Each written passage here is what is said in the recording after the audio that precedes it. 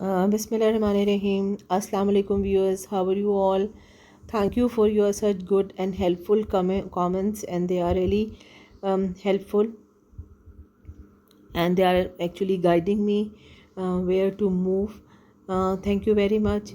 और मैं रिक्वेस्ट करूँगी वो लोग जो कि इस वीडियो को पहली दफ़ा देख रहे हैं और अगर उन्होंने मेरे चैनल को सब्सक्राइब नहीं किया तो please subscribe my channel and please I request that watch this video till the end. और मुझे जो है इस वीडियो को देखकर अब ज़रूर मुझे गाइड करें और मुझे बताएं कि और किस तरीके से मैं अपनी वीडियो को मज़ीद बेहतर बना सकती हूँ।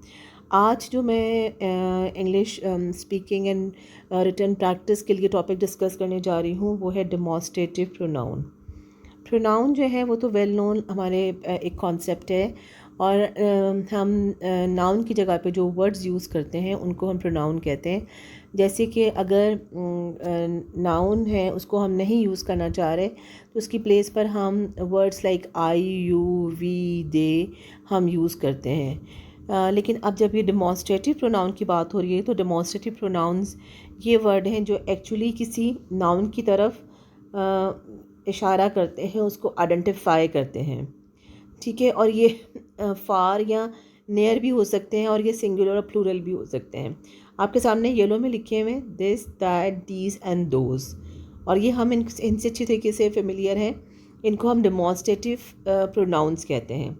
इसमें जो दिस और दैट है ये सिंगुलर डेमोन्स्ट्रेटिव प्रोनाउन है, जबकि दीज और दोज जो है ये प्लूरल डेमोन्स्ट्रेटिव प्रोनाउन है।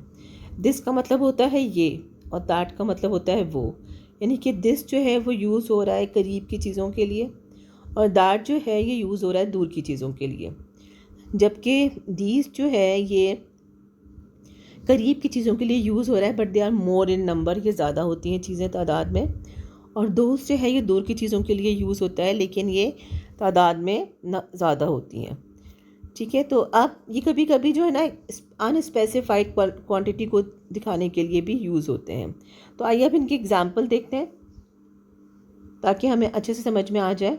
This is a beautiful house, ये एक that is a beautiful house, एक बहुत खूबसूरत घर है।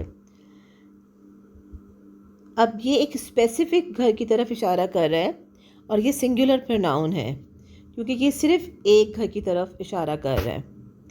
और दैट जो है ये अमूमन वो के सेंस में यूज़ होता है कि हमसे डिस्टेंस में है, वो ऑब्जेक्ट जिसके बारे में हम बात कर रहे हैं वो दूर है।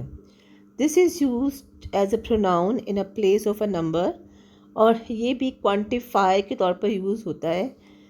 ना सिर्फ ये नाउन को रिप्रेजेंट करता है बल्कि ये भी बताता है कि जिस चीज़ की तरफ हम इशारा कर रहे हैं, जिसकी तरफ हम डेमोन्स्ट्रेट कर रहे हैं वो सिंगुलर है।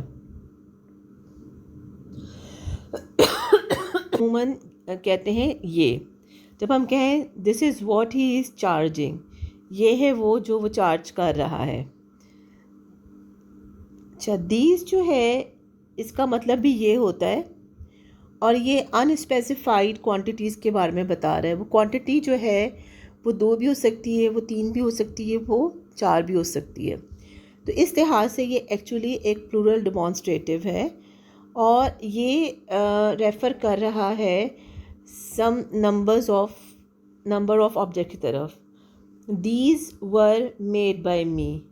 अब हमें ये तो पता चल रहा है कि ये चीज़ें ज़्यादा हैं, लेकिन हमें ये नहीं पता चल रहा कि वो हैं कितनी। एग्जैक्टली जो है वो नंबर नहीं बताया गया कि ये चीज़ें मैंने बनाई हैं, ये मैंने बनाई हैं, लेकिन हमें नहीं पता कि वो कितनी हैं, हमने नंबर नहीं बताया। और ये सेंस में यूज़ होगा ये के सेंस में, बट प्लूरल होगा।